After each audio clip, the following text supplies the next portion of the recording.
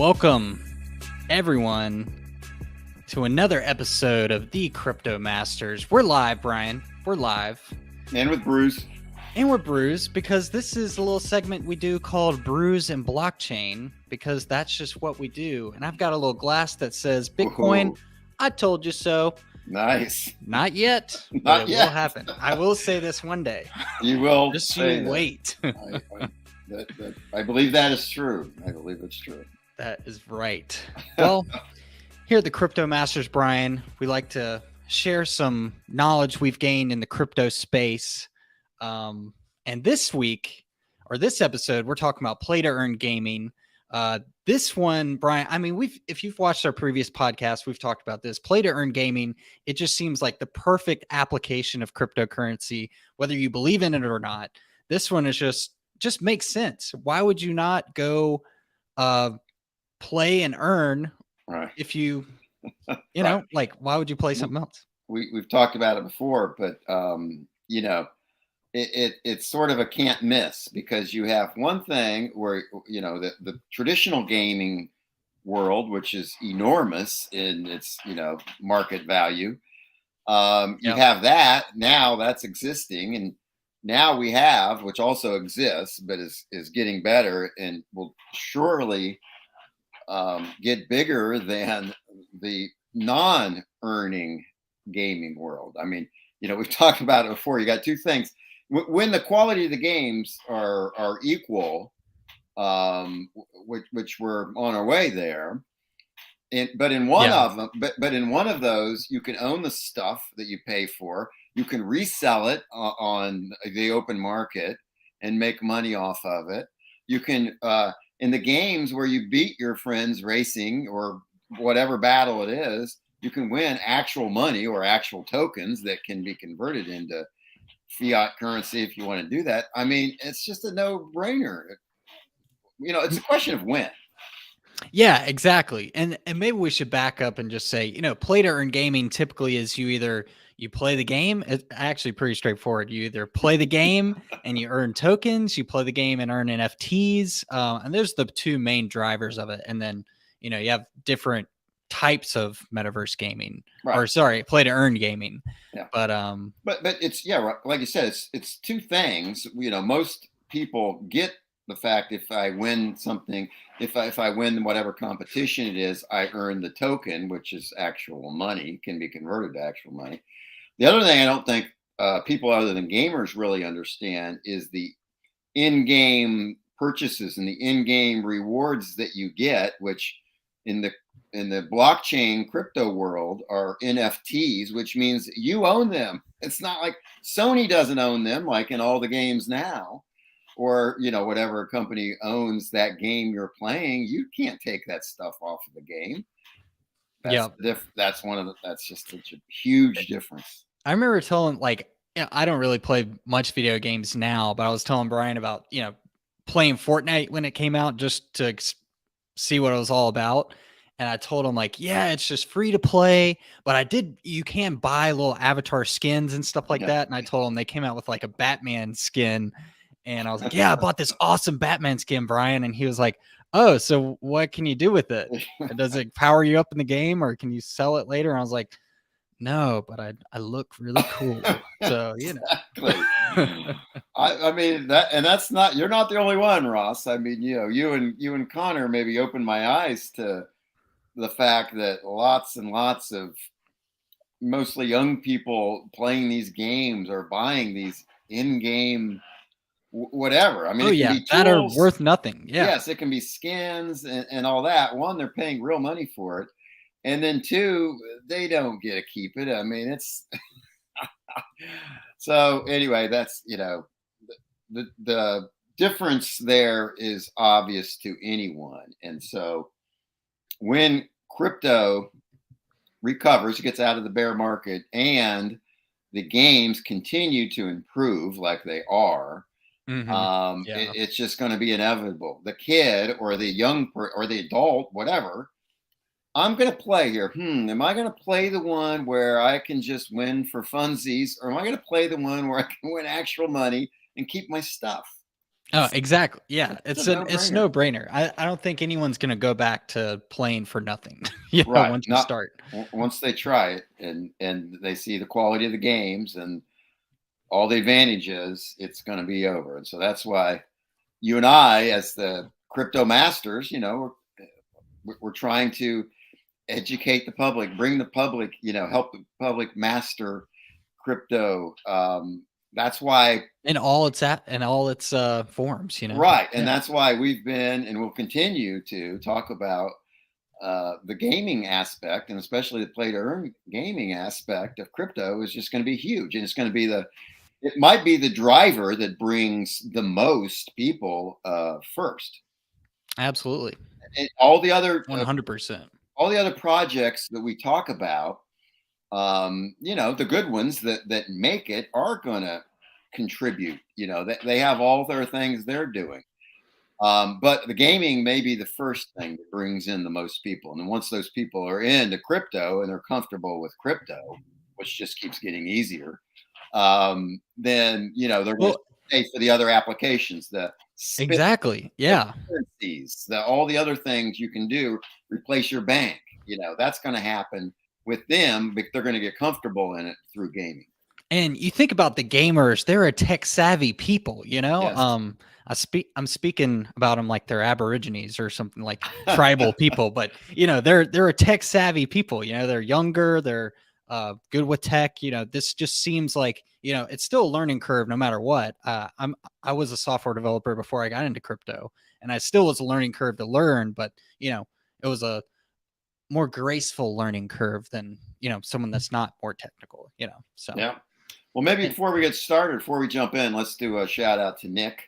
oh, that's a good point, Brian. Let's see what Nick And he's got a Gray. question for you, Ross, because I don't know Yeah. anything about So he says, "Love the streams. Favorite time of the week. It's ours too, Nick. Thank you so much."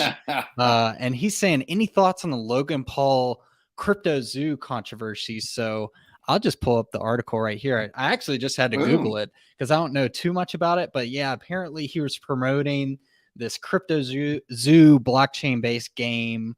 It seems like, let's see, what exactly happened. So yeah, players allegedly spent and lost tens of millions of dollars with Crypto Zoo. CoffeeZilla has been going off on Logan Paul lately. I need to catch up on it, but Yeah, I'm not up to speed on that controversy.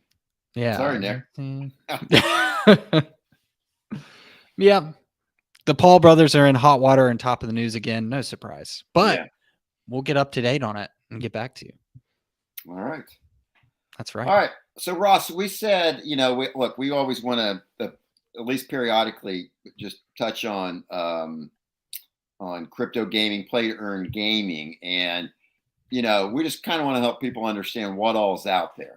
And it's more than we can cover in any one show, obviously, but we both decided to pick a couple of genres or categories of play to earn gaming, and then just talk about a couple of the projects on each of those genres. So I've picked a couple. My genres are trading card games and auto racing games. Okay. Very cool. Mine are metaverse and kind of a different one, a party style of game. Yeah, So you'll have to maybe show us a little bit of that because I'm not really familiar with what I would call a party game. yeah, I definitely can. I definitely can. When it comes to a play to earn party game, I mean, I'd see a party game like with red solo cups, maybe ping pong balls or something. I can show you that later too. But, so who's going first, Brian? I can go first. So Okay, trading card games, are big in the real world as well. There's a lot of these games where you battle. I think it may have, I don't know if it started, but one of the earlier bigger ones is the Pokemon.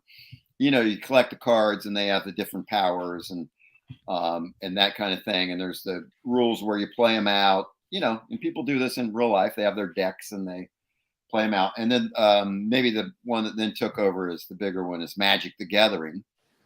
Oh yeah, I heard a ton about that one. Yeah, and I'm familiar with it, and I've seen it played, and I had friends who played it. I've never really played it, so I never got to know what all the different powers and things were. But they essentially have this now in a digital game, so that you collect the digital cards and you make a digital deck. And I'm talking now about Gods Unchained, which I think is Okay. certainly one of the biggest. So the first one I'm going to talk about is Gods Unchained, and it's a trading card game. There it is. Well, there's, I guess, their website. Yeah, yeah. I just pulled up their website here. Right. And so, like a lot of these games, you build your deck, and it's 30 cards in a deck, and then they're shuffled, and you draw, and you only play the cards that are drawn. But you battle, so you form your deck, and then you battle somebody else, and through the powers that these cards have, and the life and the there you go. That's the game in action, right? So you play your card, and then you get to press like the attack and who you want to attack, and then it kind of does it for you, like you're seeing there on the video if you're watching on YouTube.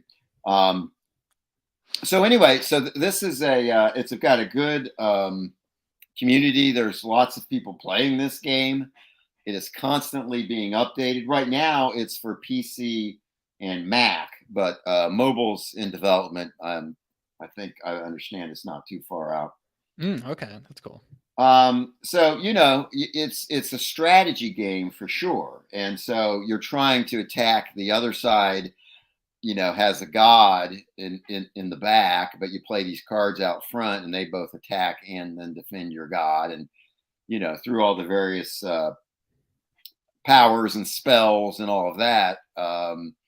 If you reduce the other person's god to 0, you win the game. And if you're in a game that's a play to earn game, you can win their currency, which is gods. GODS is the token, and it can be traded off. You can buy it on the Uniswap or some of the dexes.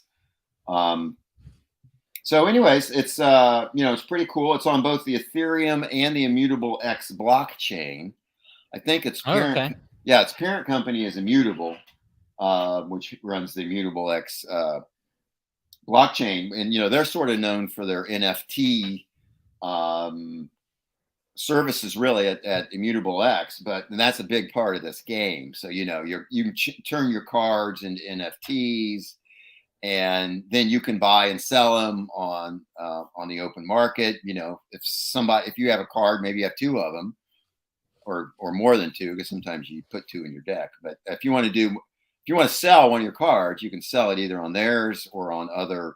I think maybe is that OpenSea or is that their own? Oh, this is their it looks like Immutable X's marketplace. Yeah. So Immutable X's marketplace is probably the primary one you would go to for these cards. But yeah, you can sell them on, so you get some good cards. Hey, I got 3 of these. I don't need them. I'm gonna sell one. You can make some money off of it. So anyway, that's cool. I'm learning it now. I'm in the early stages. I never actually, like I said, I never actually played Gods Unchained. So there's going to be a learning curve for me. So it's going to be fun.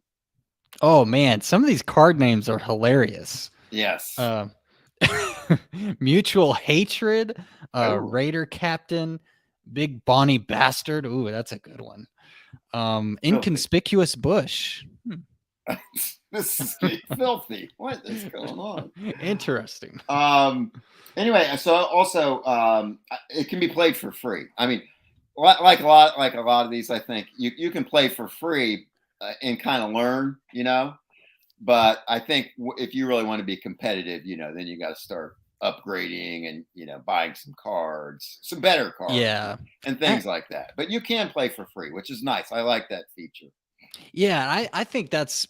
I probably have to say this is a true statement for all the ones I'll bring up, and probably yours too, Brian. But if you're looking to make some serious money in play to earn, you got to put up some money too to get these power up cards or players or items, that kind of juice your stats and points. Yeah. I think generally that's true. And then I think the other thing that a lot of people need to think about is, maybe you play these and you win some of the gods tokens, and it's not a lot now, but maybe you just keep them. And then when the bear market comes, those gods tokens that are worth a lot more than they are now, and so it might be a delayed payoff on some. And these gods are unchained. So Yeah. yeah. All right, we got Adam. We got Adam in the house.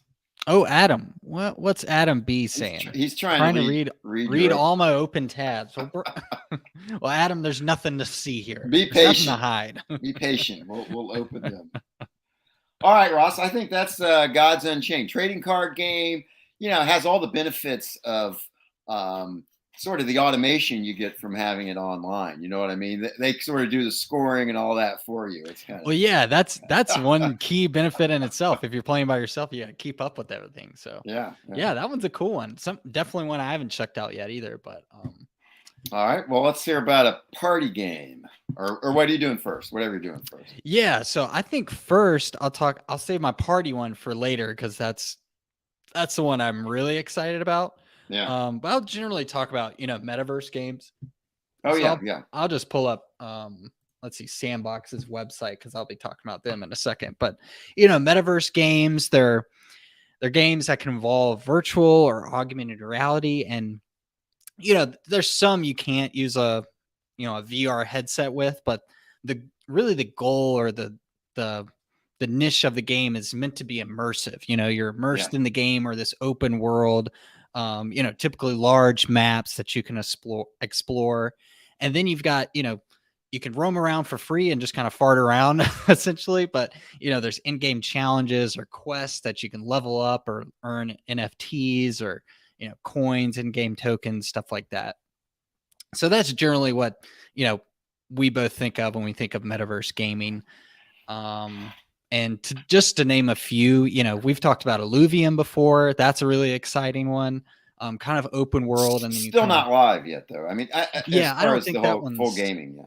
Yeah, the full one's not live yet, but yeah, there's supposed to be an open world, and then you enter kind of battle arenas with some alien type people. They're just see the link below for our discussion of Illuvium. Yeah, I'll put in some links below to our, we have a full podcast on that one.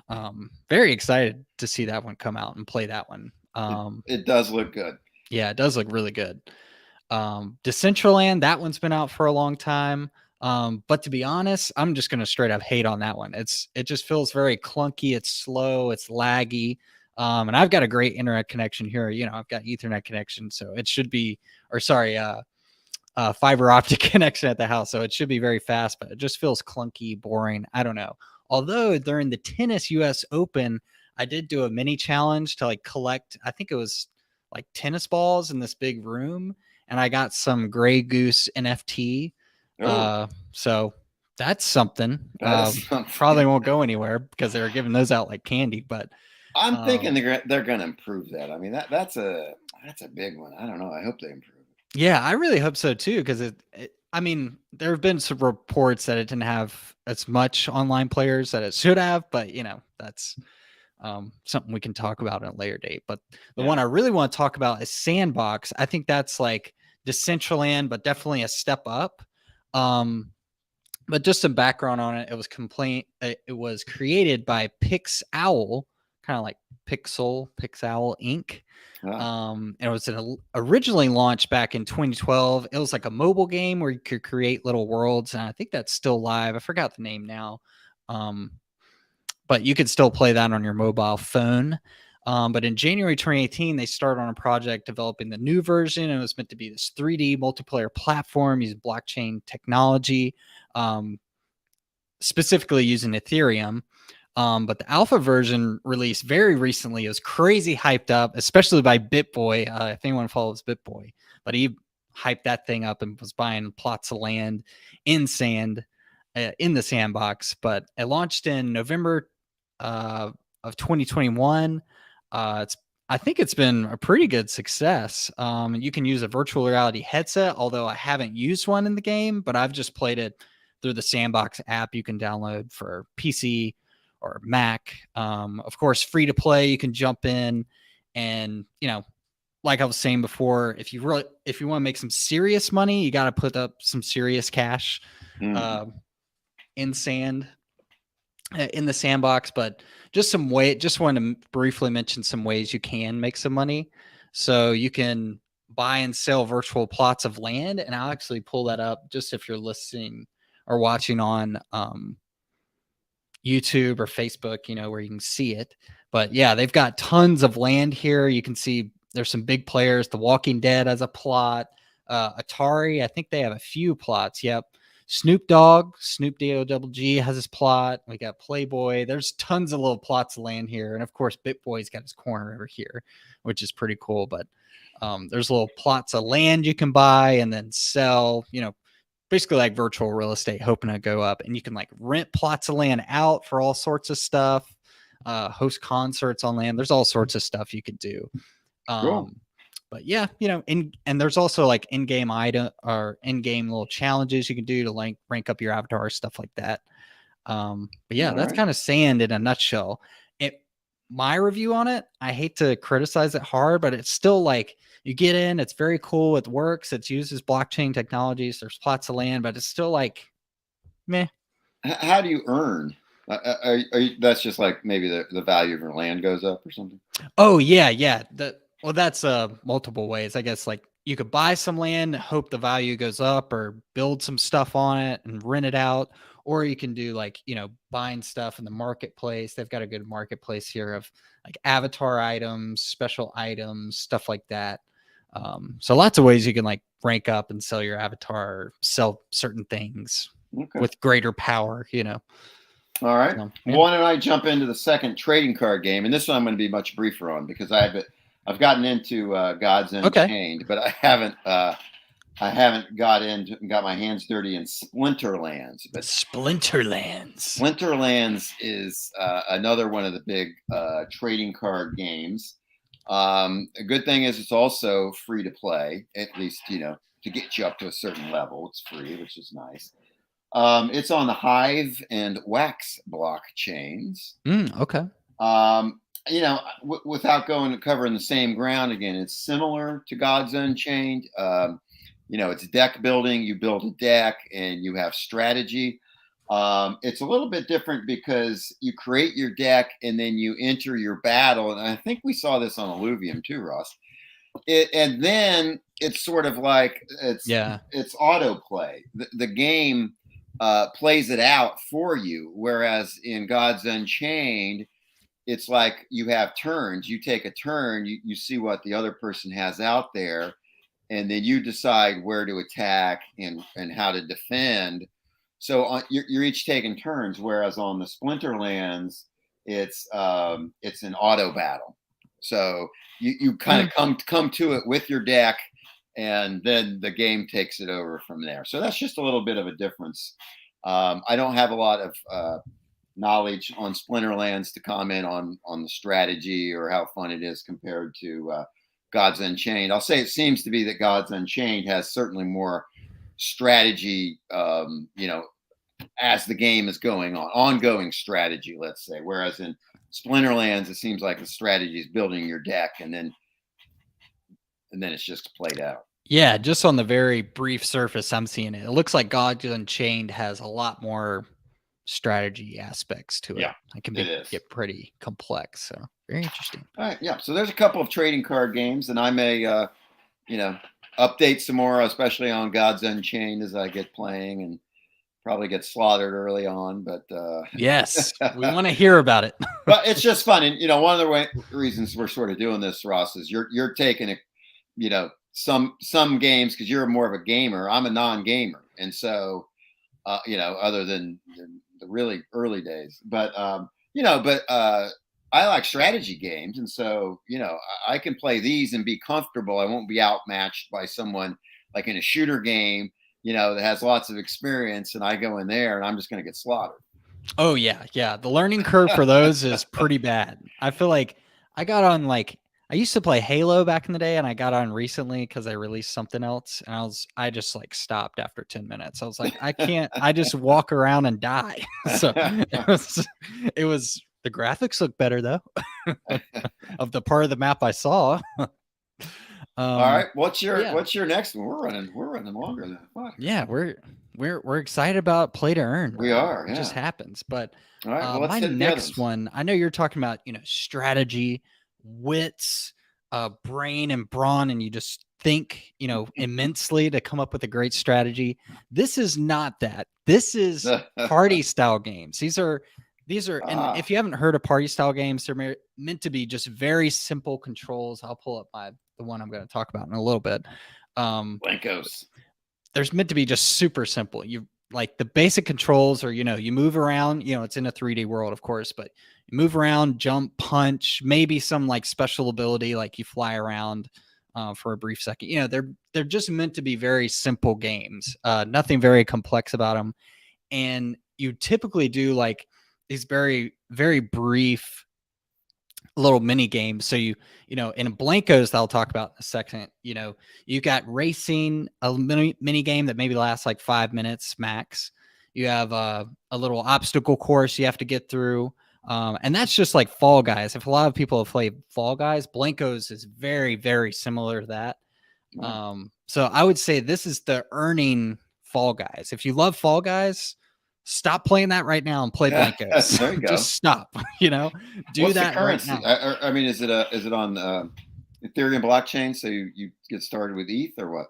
Yeah, that's a really good question. So this one, I know we're talking about play to earn, but this one's just a little different. This is like play to get NFTs. So they do have like in-game currency. There's like Moolah and Blankos.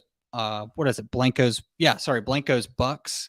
But it's just really in-game stuff that you kind of level up and earn as let's say it's a race one, you finish first, you get like the biggest reward amount versus the others. It kind of trickles down depending on your placing. And then you can buy little nifty knickknacks for your avatar. You can see this guy's got a hot dog backpack glider thing. That's just awesome. You can buy upgraded Blankos, and everyone has these little Blankos characters you play, and you can level up and then sell. And you can see you can sell them in the open market, though. I mean, you can or do you just collect them? And well, there's a marketplace. So yeah, so you can sell these Blankos in a marketplace. You can go on and sell them on OpenSea. There's some for some really righteous bucks here. Some good amount of ETH. And I've heard this one strategy, like you can buy 4 of the same kind and then rank them up max and then combine them all. And then they make like a super Blankos character that's worth even more, that, gets you more power ups and earnings and stuff like that. So, right. So we're talking play to earn here. You can, from the game, you can sell stuff on OpenSea and make actual cryptocurrency that can be converted to fiat. Yeah, there you go. Okay. So it's not really, nothing in game that you can convert to like ETH or anything. And I don't know if I mentioned, but yeah, it is built on the EOSIO blockchain. Oh, all right. So yeah. All right. Well, let me cover auto racing as another genre. Yes, and, bring it. There's the real world video games with the auto racing. I remember Connor used to play Forza, which had some really cool cars. So in the play to earn, there's something called Rev Racing, REVV, Rev Racing. There you go. Okay. Ross has it up. Okay. Yeah, it's on the Polygon blockchain, and so you do pay a little bit of gas. No pun intended. Yeah. With the Matic. But as you know, Polygon being the layer 2, it's extremely low compared to what you might have been used to if you were on the paying Ethereum gas back in the day. Who likes that ETH gas? Anyone? Yeah, anyone? No one. And then they also have Rev tokens that you earn, in your play to earn aspect of it. So it's a racing simulation game. It's not free. You have to buy your car, but like we went on OpenSea, you and I both, and some really cool cars, and they're for like 0.00 something ETH. I mean, so you can get these. I have it up here? Yeah, they're nothing like this. A couple bucks, $10. Yeah, now, $10 it here. Probably goes way up, and these probably aren't the fastest cars, but you can get going for very little. Let's just say. And they are, MFTs. By the way, it's owned by, or was started by, I guess it should be owned, Animoca Brands. So, that's a big time gaming company that's very into crypto gaming. There is a car worth 1.3 million. It's 999 ETH. Oh Just if you're my! sure. That's Okay, the most expensive one. quite the range then. But 10 you don't to 1.3. you don't have to pay that much.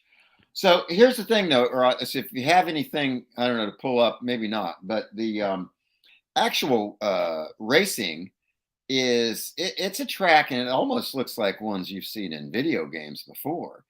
My only possible concern about the game is that it's not a big deal, but it's just a 3-lap time trial. So when you're in the competition to earn, you do this. There it is. You do this track for 3 laps, and it takes your time. Oh, There you go. So I mean that that's wasn't loud legit for me. racing, but it's not like you're head to head. You're not racing your buddies at the same time. It's a time trial. Oh, okay. Yeah, so just something to keep in mind. So another game that I'm going to mention here, Ross, because I know we're tight on time, is Nitro League. It's kind of more of a racing metaverse, whereas I see the Rev Racing mainly focuses on the cars and the racing. The Nitro League tries to be, I think, more of a metaverse. I think sort of showing off your assets seems to be a bigger thing on Nitro League, getting the power ups and things like that. So it's just kind of a different focus. Well, Brian, if there's one thing I like to do, it's showing off my assets. So that's what I like. Right. And I mean, to be honest, on both of those games, the cars are look super cool. I mean, they're amazing. Yeah, these And look. so that makes it fun to drive. You know. Yeah, maybe Nitro Arcade, if I could say anything. I don't know much about it, but these look more like futuristic cars where Rev Racing was more like realistic modern day. cars. Yeah. Yes. So. Right. All right, so that's a couple of different genres that we've made. Well, I guess that's 4 different genres we've just sort of briefly discussed today. But I think next time or another time, Ross, we come back, we just cover some other genres. We didn't do anything with shooters. We didn't do anything with the I don't know, the battles. All kinds of genres we didn't cover. So we can come back with another show and talk about some more of those. And yeah, that's a good point, Brian. I'm excited for it. And if I could say one last thing, most of these play to earn games are still very much in their infancy, but we've got a bright future ahead. I know you'll probably play some of these games like, oh, that was boring, lame, whatever, but we're getting a lot better. I mean, like 2 years ago when we tried to play some of these play to earn games, Brian, I remember getting on Decentraland, like I remember being like so disappointed getting on, like, oh, I'm on the metaverse. Like, wow. Even Axie Infinity, after like the build up. That's a big one. Yeah. For Axie Infinity. And then you get on there and it was kind of like, oh, I got to do that and that and that. But it just, to me, took so long before you could really get going. And there was no free. Oh, exactly. To my knowledge, to what I could figure out, there was no way to kind of play it for free, try it out, see if you like it and stuff. So yeah, that's a really good point. Yeah, it's definitely everything's improving, and during this bear market, crypto gaming is just going to get so much better that by the time the crypto markets turn around, it's going to be hit the ground running. I mean, I'm saying a ton of last things, but the last thing I'll say, Brian, is I'll know we've made it in play to earn gaming is when we have a AAA shooter like a Call of Duty or a Halo that competes with the top dogs. I mean, that will see a major industry to shift or disruption if it's not by one of the big players like Epic Games or Treyarch or something like that. When a decentralized play to earn has more players than the biggest centralized games, then that's when we made it, and the tide's just going to turn. Oh yeah. All right. What do you think? I think we should wrap this up. We rambled on, but it's an important topic, so we'll keep rambling. Oh yeah. Guys, thank you for stopping by. We're the Crypto Masters. We've got so much more topics to talk about in the world of crypto. Endless, you could say.